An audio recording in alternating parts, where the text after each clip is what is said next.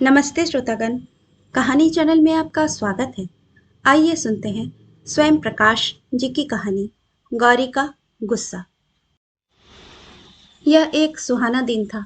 नंदी पर आरूढ़ शिव पार्वती आकाश मार्ग से विचरण कर रहे थे, धराधाम की शोभा निहारते, मगन और मुदित। कहीं बर्फ ढके पहाड़, कहीं नीलम सा समुद्र, कहीं मूंगे से मैदान, कहीं सोने सी फसलें, कहीं चांदी सी धूप, कहीं बागों में बहार, तो कहीं कलियों पर निखार। सहसा पार्वती की नजर रतनलाल अशांत पर पड़ी, जो पंचरतन टॉकीज के सामने फत्तूनाई की कैबिन के बाहर बैठा अपनी फूटी किस्मत को कोस रहा था। उसके हाथ में स्थानीय 4 पेजी अखबार फसलांचल टाइम्स था, जिसे वह सुबह से अब तक 5 बार पढ़ चुका था। पहले उसने समाचार, संपादकीय और विज्ञापन पढ़े, फिर किराए पर देना है, अदालती सूचना, 100 तालों की एक चाबी वगैरह, और अंत में उठावना, तुम्हारी पुण्यतिथि पर और श्रद्धांजलि आदि। फिर उसने धराधाम से अभी अभी या पहले कभी कूच कर गए भाग्यशालियों की तस्वीरें ध्यान से देखी और फिल्म अभिनेताओं अभिनेत्रियों के चेहरों से उनका मिलान किया। पेन में रिफिल खत्म हो गई थी, वरना वह 2 4 दिवंगत महिलाओं के चेहरों पर दाढ़ी मूछ जरूर बनाकर देखता कि पुरुष स्वरूप में वे कैसी लगती हैं। पंचरतन टॉकीज में शाहरुख खान की नई पिक्चर लगी थी, लेकिन रतनलाल अशांत पोस्टर देखने के अतिरिक्त कुछ नहीं कर सकता था। इसीलिए भी अब वह अपनी फूटी किस्मत को कोस रहा था। रतनलाल अशांत जन्म से अशांत नहीं था। अशांति का पहला बोध उसे तब हुआ जब अपने गरीब घर की आर्थिक असलियत उसे समझ में आई। फिर भी असली अशांत तो वह सरला गर्ग के प्रेम में पड़कर ही हुआ। फिर इस उपलक्ष्य में जब वह बीए फाइनल में फेल हुआ तो काफी मात्रा में अशांत हो गया, और अंततः बीए किसी तरह पास कर लेने के बावजूद जब न कहीं नौकरी मिली न बीएड में एडमिशन, तो वह लगभग अस्थायी रूप से अशांत हो गया। पिछले 2 साल से अस्थायी अशांति की यह स्थिति चल रही थी। इसके लिए सरला गर्ग की 7 पीढ़ियों के अलावा वह नौकरी दे सकने वाले तमाम विभागों की 8 8 पीढ़ियों का भी अच्छी तरह तर्पण कर चुका था, और अंततः उसके भविष्य के सारे संभावित प्रकाश का प्र निकल गया था और काश रह गया था। काश वह 10 20 साल पहले पैदा हुआ होता, जब बगैर बीएड किए भी मास्टरी मिल जाती थी। काश वह किसी अमीर घर में पैदा हुआ होता। काश कोई उसे घर जमाई बना लेता। काश वह SC ST होता। काश किसी SC ST ने उसे गोद ही ले लिया होता। क्या विडंबना है कि आप पसंद के माँ बाप को गोद नहीं ले सकते। एक बार तो यह संताप यहाँ तक बढ़ गया कि रतनलाल अपने मोहल्ले की बूढ़ी जमादारीन से ही निवेदन कर बैठा, काकी तू मेरे को गोद ले ले। काकी बोली तो कुछ नहीं, बुरा सा मुंह बनाकर चली गई। शायद वह बात की लक्षणा को नहीं समझ पाई थी। निहितार्थ तो खैर क्या समझती, या कहीं ऐसा तो नहीं कि वह निहितार्थ भी समझ गई थी, क्या पता। अब हालत यह है कि रतनलाल अशांत को परिवार वाले अपने दुश्मन लगते हैं और घर काटने को दौड़ता है।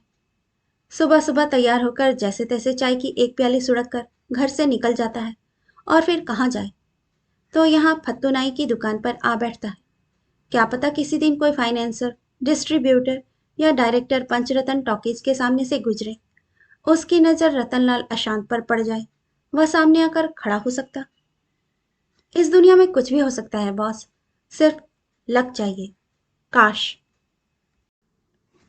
डिस्ट्रीब्यूटर, फाइनेंसर, डायरेक्टर की तो नहीं, पार्वती की नजर जरूर रतनलाल अशांत पर पड़ गई, जो उस सुहाने दिन शिव जी के साथ नंदी पर आरूढ़ धराधाम की शोभा निहारती आकाश मार्ग से विचरण कर रही थी। रतनलाल उन्हें बेचारा बड़ा दुखी लगा। बेचारे को घर वाले तक दुत्कारने लगे हैं, कहाँ जाए। पार्वती से उसका दुख देखा ना गया। वे रतनलाल के सामने प्रकट हो गई और बोली, तुम्हें क्या चाहिए बेटा। रतनलाल ने सोचा, पुराने फैशन की सीधे पल्ले की साड़ी पहने ये कौन बाई हैं, और क्यों चलते रास्ते उससे पंगा ले रही हैं। चाहिए तो थी उसे एक छोटी मोटी कैसी भी नौकरी, पर इस समय उसे पता नहीं कैसे एक टीवी सीरियल कहने में क्या हर्ज है। याद आ गया और उसने तत्काल जवाब दिया, क्या चाहूंगा, यही कि मेरा खूब ठाटदार मकान हो, ढेर सारा पैसा हो और लड़कियां मुझ पर मरे, और क्या। पार्वती काफी आगे निकल गए। नंदी शिव की तरफ लपकी और शिवजी से लिपटकर बोली, जल्दी से बोलिए तथास्तु। महादेव झीना सा मुस्कुराए और उन्होंने तथास्तु बोल दिया। पलक झपकते रतनलाल अशांत ने अपने आप को एक अत्यंत ठाटदार फ्लैट के आलीशान बेडरूम में एक आलीशान डबल बेड पर पड़ा पाया। यह फ्लैट एक आलीशान इमारत के 10वें माले पर था और इसकी आंतरिक साज सज्जा उतनी ही भव्य थी जितनी हिंदी फिल्मों के हीरो या हीरोइन, जो भी अमीर हो, के मकान की होती है। फर्श पर कालीन, छत पर झाड़ फानूस आदि, और तो और वहां कुछ आलीशान सुंदरियां भी थीं जो बारी बारी या एक साथ, जैसे रतनलाल चाहे, उस पर मरने को प्रस्तुत थी। अलमारियां, कबर्ड, अटैचियां, सूटकेस नोटों से भरे हुए थे और पैसे से जो जो सुख सुविधा खरीदी जा सकती है उसका वहां अंबार लगा हुआ था। रतनलाल अशांत को पहले तो यकीन ही नहीं आया कि यह सब वास्तविक भी हो सकता है। यकीन आया तो घर वालों की याद आई और उन्हें ले आने की इच्छा हुई, पर मरने को उत्सुक सुंदरियों के रहते अभी वैसा करना ठीक न रहता। इसीलिए वह घर वालों को लाने के विचार को टाल गया और कुछ घंटे खूब मजे मारता रहा। अचानक हवा चलने लगी तो खिड़कियां खुल गईं और पर्दे उड़ने लगे। हवा के साथ बड़ी गंदी सी बदबू आई और कुछ ही देर में पूरा कमरा भीषण बदबू से भर गया। कुछ देर तो रतनलाल सहन करता रहा, पर कब तक सहन करता। मितली आने लगी थी। बदबू इतनी भीषण थी कि बावजूद डिओड्रेंट, परफ्यूम्स, रूम फ्रेशनर्स के रतनलाल को उबकाई छूटने लगी और बाथरूम में जाकर उल्टी करनी पड़ी। रतनलाल ने बालकनी की तरफ का दरवाजा खोलकर देखने की कोशिश की कि माजरा क्या है। नीचे झोपड़पट्टी थी, एक दूसरे में फंसी फंसी, आड़ी टेढ़ी काली कलुटी सैकड़ों झोपड़ियां, काई कीचड़ और गंदगी में धसी हुई। झोपड़पट्टी के पीछे कुछ जंगली झाड़ियां और उसके पीछे नदी। वहां लोग लुगाई लाइन से बैठे टट्टी फिर रहे थे। नदी का पानी काली कीचड़ जैसा था और उसमें सैकड़ों बल्कि हजारों मरी हुई मछलियां सड़ रही थी। हवा के हर झोंके से वे आगे पीछे होती और बदबू छोड़ती। पता नहीं वहां लोग कैसे रहते थे। दूसरी तरफ की बालकनी से झांका तो देखा इमारत के ठीक सामने एक कत्लखाना और चमड़े का कारखाना है। कत्लखाने में बछड़े काटे जा रहे हैं। मरे जानवरों की खाल सूख रही है। दूसरी तरफ कुछ कुंडों में नमक के पानी में कच्ची खालें पड़ी हैं जिन्हें मजदूर लोग पांव से खुद रहे हैं और खालों पर चिपके मांस के छींचड़े निकाल निकाल कर बाहर फेंकते जा रहे हैं, जिन पर चील, कौवे, गिद्ध और कुत्ते एक साथ झपटे पड़ रहे हैं। रतनलाल भागकर भीतर आया और मरती सुंदरियों को अकेले मरने के लिए छोड़ उल्टियां करता और अपनी ही उल्टी में रपटता लिहसड़ता भागकर पूजा घर में बंद हो गया।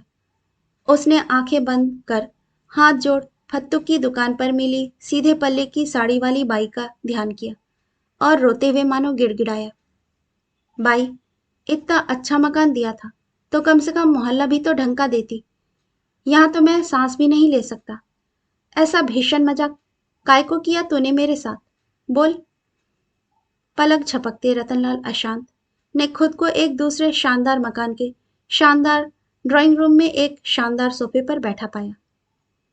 अटैचियों में ठूसे कड़क नोट और मरने वाली सुंदरियां यहां भी थी।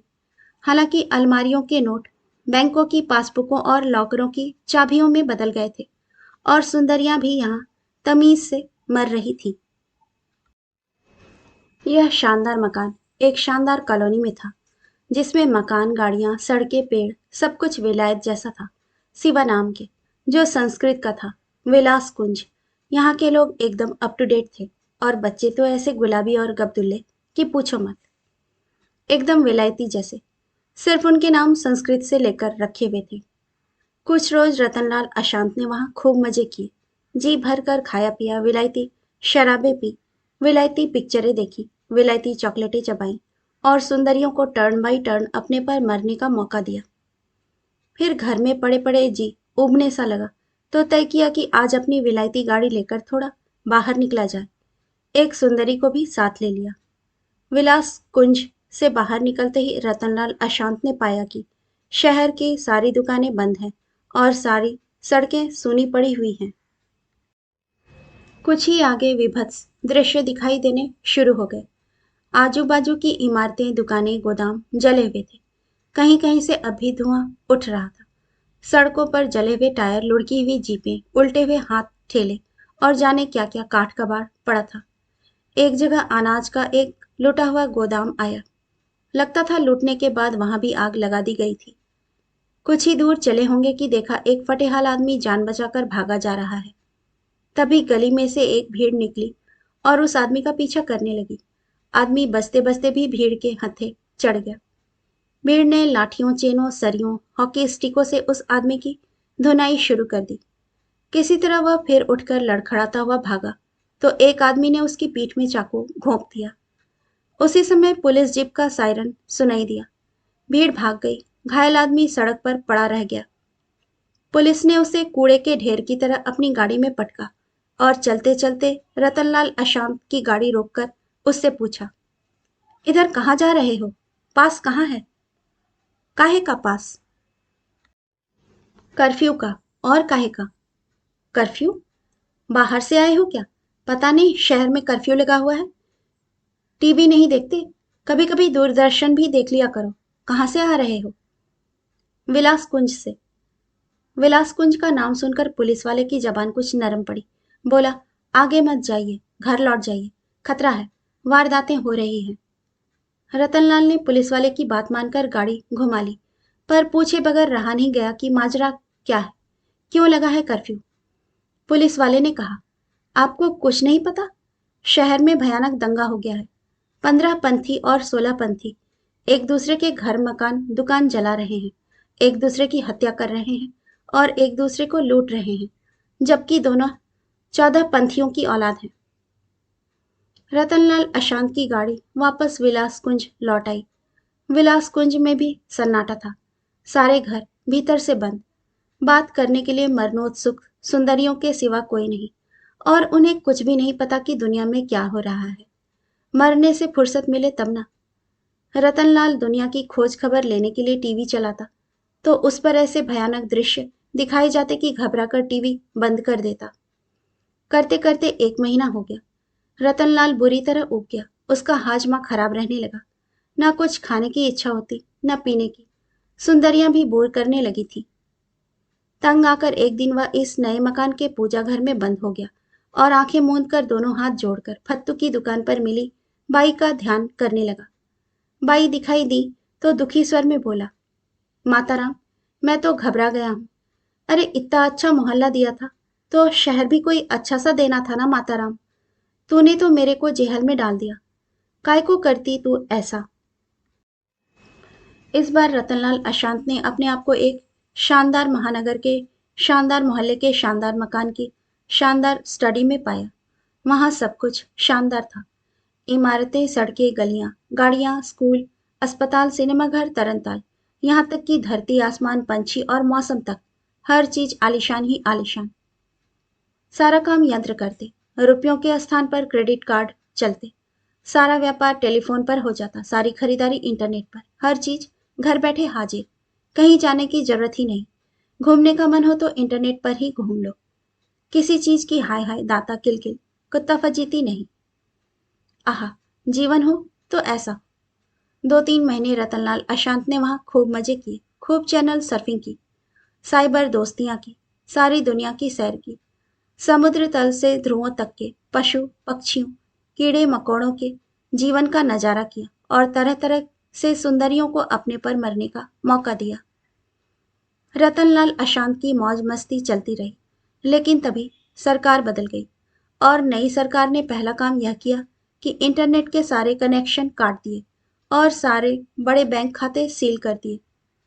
नई सरकार ने फरमान जारी किया कि सभी पुरुषों को दाढ़ी रखनी पड़ेगी, सारी महिलाएं घर के भीतर रहेंगी और सारी सिगरेट, शराब की दुकानें बंद। चोरी करने वालों के हाथ काट लिए जाएंगे और व्यभिचार में लिप्त स्त्रियों को सरेआम संसार किया जाएगा। अब सरकारी कानून तो महानगर को भी मानना पड़ता है, लिहाजा सारे पुरुषों ने दाढ़ी बढ़ानी शुरू कर दी। सारी कारें, बसें, स्कूटर, साइकिलें, तांगे, हथ ठेले हरे रंगे जाने लगे, बच्चों की ट्राईसाइकिल तक, और सारी औरतें घरों में दुबक गईं। पहले ही हफ्ते 127 चोरों के हाथ काट दिए गए और 555 व्यक्ति सिगरेट शराब की चोरबाजारी में धर लिए गए। रतनलाल अशांत ने भी दाढ़ी बढ़ानी शुरू कर दी। सुंदरियों को दिन भर पूजा घर में बंद करके रखना पड़ता। बगैर इंटरनेट करे तो क्या करें। बैंक खाता भी सीज हो गया था। लेकिन अगले महीने फिर सरकार बदल गई। इस सरकार ने पिछली सरकार की सारी व्यवस्थाएं उलट दी। इसका कहना था कि जिसकी मर्जी आए दाढ़ी रखे, जिसकी मर्जी आए सफा चट रहे, स्त्रियां मर्जी आए जो करेंगी, वाहनों के एक जैसे रंगों का क्या मतलब, और कि सरकार कौन होती है यह बताने वाली कि आदमी क्या खाए क्या पिए। चोरी जैसे छोटे से अपराध के लिए हाथ काटना तो अमानवीय है। जब तुम किसी के हाथ लगा या उगा नहीं सकते तो उन्हें काटने का तुम्हें यानी हमें यानी सरकार को क्या हक है। लो साहब, अब फिर गाड़ियां रंगी जा रही हैं, शराबें पी जा रही हैं, चोरियां की जा रही हैं, सुंदरियों को किलकारियां मारने के लिए छोड़ दिया गया है और दाढ़ियां घुटवाई जा रही हैं। जिन चोरों के हाथ कट गए थे उन्हें नए हाथ लगवाने सरकारी खर्च पर विदेश भेजा जा रहा था। लेकिन यह सरकार ज्यादा नहीं चली। 19वें दिन ही सरकार का तख्ता पलट दिया गया। अब जो नई सरकार आई उसने आते साथ घोषणा की कि सब पुरुषों को शिखा रखनी पड़ेगी, सभी वाहनों का रंग भगवा होगा, सारी महिलाएं संतोषी माता का व्रत रखेंगी और नित्य पुरुषों के जूते और चरण धोकर पिएंगी। सभी सौभाग्यवतियों के लिए अपने पति के साथ सती होना अनिवार्य होगा और चोर अपने चौरे कर्म के लाभ का एक निश्चित प्रतिशत शासकीय कोष में जमा करेंगे। व्यभिचार की सार्वजनिक भर्त्सना की जाएगी। लेकिन यदि दुर्भाग्य से किसी व्यभिचारी की मृत्यु हो गई तो उन सभी स्त्रियों के लिए उसके साथ ससम्मान सती होना अनिवार्य होगा जो उसके व्यभिचार में शामिल थी। अर्थात अर्थात हवाई जहाज, rail, truck, car, scooter, cycle, तांगे, ठेले, बच्चों की ट्राईसाइकिल तक अब भगवे रंग में रंगे जा रहे हैं। रतनलाल अशांत शिखा उगाने में जी जान से जुटे हुए हैं। सुंदरियां साध्वी वेश धारण कर विलाप किए जा रही हैं। उनका विलाप रुकने में ही नहीं आ रहा है और चोरों के बड़े बड़े अंतर्राष्ट्रीय सिंडिकेट बन रहे हैं। फिर वही हुआ कि बार बार के इस तख्ता पलट से जनता तंग आ गई। गांवों, जंगलों, पहाड़ों, घाटियों के लोग गोलबंद हो गए। उन्होंने बार बार बदलते कानूनों को चिंदी चिंदी कर हवा में उड़ा दिया और चारों तरफ से महानगर को घेर लिया। सारे महानगरों को, राजधानियों को, व्यापार, उद्योग, वाणिज्य केंद्रों को घेर लिया। उन्होंने शहर को अनाज, सब्जी, चारा, लकड़ी, ईंधन की सप्लाई एकदम रोक दी। बिजली की लाइनें काट दी और नदियां, बांधों, नहरों, जलाशयों से आते पानी की पाइपलाइनें तोड़फोड़ डाली। वे कह रहे थे कि जंगल, जोत, जमीन सब हमारा है। तुम लोग होते कौन हो? हमारी मेहनत पर मजे मारने वाले। अब हमारे इलाके में हम सरकार और तुम्हारी तुम जानो। फलस्वरूप त्राही त्राही मच गई। न बिजली न पानी, अंधेरा ही अंधेरा। सेना आ गई, पर वह भी दो फाट हो गई। शहर की सारी बाइयां दाइयां, दर्जी, धोबी, नाई, दूधिये, मालिशिये, कसाई, हलवाई, झल्ली वाले, रेहड़ी वाले, हम्माल, कारीगर गांव भाग गए। क्रेडिट कार्ड से दूध नहीं निकलता, गैस भी नहीं। उसे निचोड़ो तो एक बूंद पेट्रोल ना निकले और चबाओ तो एक गेहूं जितना स्वाद भी ना आए। शहर भिन भिन करने लगा, सुंदरियां सूखने लगी। रतनलाल ने सहा गया, तब तक सहा। अंत में पूजा घर में घुस गया और आंखें बंद करके बाई का ध्यान करने लगा। बाई बड़ी देर बाद और बड़ी मुश्किल से दिखाई दी। बाई को देखते ही रतनलाल फपक फपक कर रोने लगा और बोला, मातेश्वरी, ये क्या खेल है तुम्हारा? इससे तो मैं वहां फत्तू की दुकान पर ही ठीक था। कम से कम रोज नहा तो लेता था। 5 रोज से नहाया नहीं हूं। लेटरिन तक में पानी नहीं है। चाय के लिए तरस गया। माते, घर दिया, मोहल्ला दिया, शहर भी दिया, तो क्या ढंग का देश नहीं दे सकती थी? काय को दर टेम ऐसाइच फालतू मजाक करती तुम मेरे साथ? मज्जा आता क्या? इस बार रतनलाल अशांत की आंख खुली तो उसने अपने आप को एक शानदार देश के, शानदार शहर के, शानदार मोहल्ले के, शानदार मकान के, शानदार बगीचे में पाया। लेकिन बात को खामख्वाह लंबा क्यों किया जाए? तो रतनलाल वहां भी अशांत ही रहा। वहां सब कुछ था लेकिन कुछ नहीं था। भोजन था लेकिन भूख नहीं थी। प्यास थी और पेय पदार्थ भी थे लेकिन तृप्ति नहीं थी। नींद थी लेकिन सपने नहीं थे। भूख था लेकिन तुष्टि नहीं थी। बच्चे थे लेकिन बचपन नहीं था। यौवन था लेकिन अल्हड़पन नहीं था। सूचनाएं अपार थीं, बोध गायब था। समुदाय थे लेकिन सामाजिकता नदारद थी। संगीत था लेकिन सुरीलापन नहीं था। चित्र थे लेकिन सुंदरता गायब थी। फूल ढेरों थे, खुशबू जरा भी नहीं। पंछी अनेक थे लेकिन चहचहाट का पता नहीं था। हताशा थी, सांत्वना नहीं थी। दर्दनाशक बहुत थे, हमदर्द एक भी नहीं। संपर्क था लेकिन संवाद नहीं था। मनुष्य थे लेकिन मनुष्यता ढूंढनी पड़ती थी। बस्तियां थी लेकिन बसावट नहीं थी। लोग थे लेकिन लगावट गायब थी। इस बार रतनलाल जो पूजा घर में घुसा तो 7 रोज तक बाहर नहीं निकला। 7 साल, पूरे 7 साल उसने इस हृदयहीन परिवेश में किस तरह निकाले, उसका दिल जानता था। इधर सुंदरियां रो रो कर हलकान हो रही हैं, उधर रतनलाल आंखें मूंदे हाथ जोड़े बैठा है और बाई हैं कि दर्शन नहीं दे रही हैं। सुंदरियां पूजा घर का दरवाजा पीटे जा रही हैं और रतनलाल समाधि से उठने को तैयार नहीं। होते होते यह हुआ कि रतनलाल को सुंदरियों पर और अपने आप पर ही नहीं, बाई पर भी गुस्सा आने लगा। रोध होकर सुंदरियां चुप हो गई, बल्कि डर गईं। उन्होंने मानसिक शांति की गोलियां गटकी। वेलफेयर सर्विस को फोन कर रतनलाल की आशंकित मृत्यु की सूचना दी और तैयार होकर अपने अपने मित्रों के साथ बाहर चली गई। 8वें रोज बाई ने दर्शन दिए। बाई यानी कौन? तो पार्वती। रतनलाल चिढ़कर बोला, अम्मा, क्यों मुझे हलकान करती हो? मेरी परीक्षा ले रही हो क्या? तुम्हारे झांसे में आकर मेरी तो जिंदगी ही बर्बाद हो गई। क्यों? क्या हुआ? पार्वती ने पूछा। जो तुमने मांगा वही मिला ना? चूंकि यह बात सच थी, इसलिए रतनलाल और चिढ़ गया। चिढ़कर बोला, तुम मेरे को इतना अच्छा घर दिए, अच्छा मोहल्ला दिए, अच्छा शहर दिए, अच्छा देश भी दिए, तो अच्छी दुनिया देने में मौत आती थी क्या? हर चीज बोलना पड़ेगी क्या?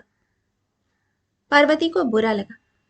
ऐसे कह रहा जैसे दुनिया हमने ही ऐसी खराब बनाई हो। संयत स्वर में बोली, दुनिया में क्या खराबी है? क्या खराबी नहीं है? रतनलाल बहस करने लगा। ठीक है, कुछ खराबी नहीं है तो ठीक कर लो, बदल दो दुनिया को। इतने सारे काम हमने तुम्हारे किए, क्या यह एक काम तुम अपने आप नहीं कर सकते? पार्वती ने पूछा। पार्वती की इस बात का रतनलाल ने बड़ा अजीब सा जवाब दिया। लापरवाही से बोला, अम्मा, तू तो ऐसे बोलती जैसे मैंने दुनिया को बदलने का ठेका ले रखा हो। इस बार पार्वती को सचमुच ही बहुत बुरा लगा। यह मूर्ख सोचता है कि दुनिया ठेके पर बदली जाती है। ठेकेदार दुनिया बदलते हैं? या कहीं ऐसा तो नहीं कि यह नालायक दुनिया बदलने की कोशिश करने वालों को ही ठेकेदार कह रहा है? वे तत्क्षण अंतर्धान हो गई। तमतमाती हुई शिवजी के पास पहुंची और बोली, प्राणनाथ, उसे जो कुछ दिया है तुरंत वापस ले लीजिए। क्यों? क्या हुआ?